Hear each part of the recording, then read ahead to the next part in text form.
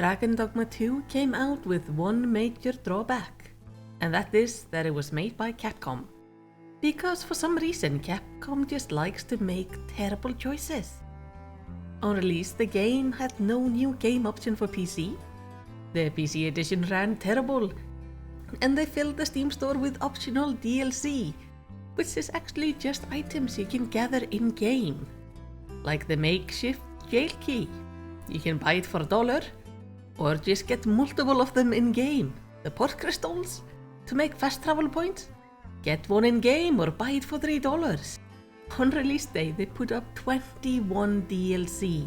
It is frankly disgusting, and immediately turned many people off the game. So when I started playing the game, I had very mixed feelings. Now, being a PC player, I first noticed obviously the no new game option, except of course if you want to go into the folders and do some shenanigans to delete your profile. Thankfully, since then they have listened to player and at least patched the new game option into the game. And then of course I ran into the main issue PC players have, which is the game runs like absolute ass when you go to the city. The more people that are near you, the worse the game runs. And the character pop-in is just atrocious. On multiple occasions, I was just running around the city only to run into people because they materialized right in front of me.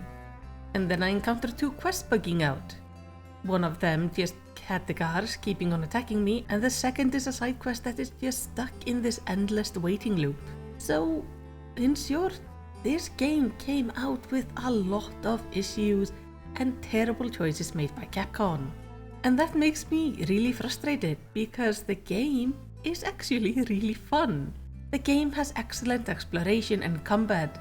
I ended up maining a mage so I could heal my pawns as we explored the world, and I found the ability to be able to adjust to different enemies really fun. And the other vocations I tried were each interesting in their own way, offering their own unique perks and drawbacks, though I always found myself drawn back to the healing mage, which I could easily play because I was never alone, because in the game you always have 1 or up to 3 pawns with you while traveling the world. What are pawns? Well, they are these simple-minded beings who live to serve the Arisen, which is you. You make one of them who becomes your main pawn, while you will have to hire the other 2 in an area known as the Rift, which is accessible in multiple places, and there you can pick a pawn to fit your needs, choosing from their 4 different personalities and also their different vocations. I tended to be rather unoriginal, ended up going with a mage, my main pawn was a warrior, and then I usually got myself a rogue and an archer to kinda round out the team. And just like you can hire pawns, other people can hire your main pawn, because all of the pawns in the Rift are player made. Which is really fun because you can give your pawn a quest that they're trying to finish in other people's games. And the pawns seem to have memories from their adventures across the Rift, remembering doing certain quests or finding hidden chests and locations, which they will very eagerly want to guide you to if you let them. Overall, I found the pawns to be absolutely delightful. They are simple-minded, and the repeated dialogue is sometimes a little bit grating, because they will inform you of every ladder, statue and chest in the game. And I always enjoyed watching them scold one another for sitting down or wandering too far, or trying to tell me what to do. And while this endless chatter can be a bit annoying at times, I overall enjoyed it. They do kinda remind me of the minions from the Overlord games, but just much smarter, but still with the same absolutely delightful loyalty to you. Though with the pawns also comes a challenge known as the Dragon Plague, a disease that is transmitted between the pawns, that with time can make them start acting out and even ends up in a disastrous event if it's not caught early enough. There are signs of it as it starts happening, and I am honestly a bit sad I did not encounter the plague in my playthrough, though I do find the consequences to be a little bit steep. At least they are fixable. The game will give you a pop-up about the plague when you first encounter a pawn with it, and I for one actually recommend just looking up information about the plague when that happens, so you know what signs to look out for. Now, the writing in the game is passable. It's nothing really amazing, The main story starts off really strong, and the first act sets the game up as being like kinda slowly paced, only for you to jump into Act 2 and they kinda just run through the story. The pacing is just off and things don't really feel resolved. And yet, when I reached the end, I was definitely left satisfied. Just don't go into the game expecting a grand tale.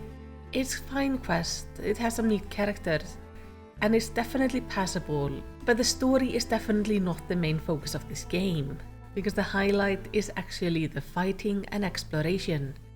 The world is huge and wandering around it leads you to so many interesting things. There is an overabundance of enemies, often the same ones, but between them you can find some truly terrifying foes. You can step out of the city, pick a direction, and you will surely find something. Be it a cave, an interesting boss to fight, or some unique side stories. Every time I went out, I felt like I was on a proper adventure. And exploring is worth it, because if you focus only on the main story, you're gonna miss some of the really cool things this game has to offer. And while there is a lot of combat in the game, it is also kinda fun. With regular mobs, things can get a bit tiresome because there's just so many of them. But when you encounter the bosses, those are some amazing fights. Especially one of the main story fights is probably the most epic fight I have taken part in a video game. Because when you encounter these truly massive enemies, you don't just fight them on the ground. I mean, you can, the game won't stop you from it, but you can also climb up them and around them. Even as a mage with the ability to float a bit, and my ranged attacks, I found it often best to clamber up onto the enemy to reach a weaker point or to get out of their attack area by basically hiding on their person.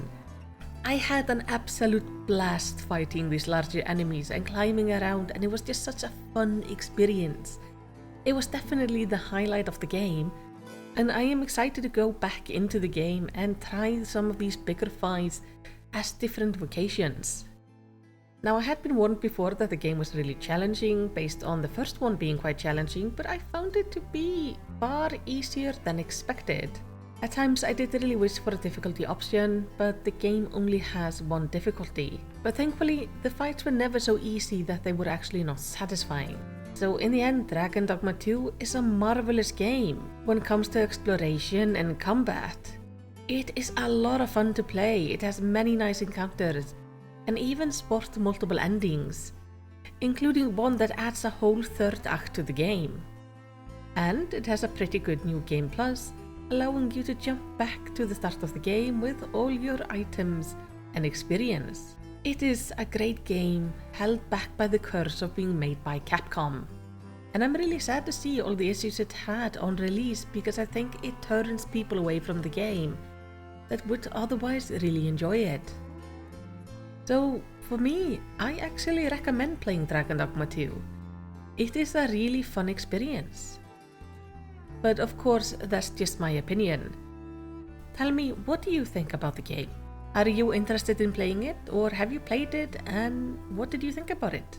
Let's talk about it down in the comments. Of course, let's avoid the spoilers for all of those who might want to try the game. And while you're down there, make sure to do the good YouTube stuff by liking and subscribing. And in the end, all I want to say is takk fyrir að horfa og eigðu yndislegan dag.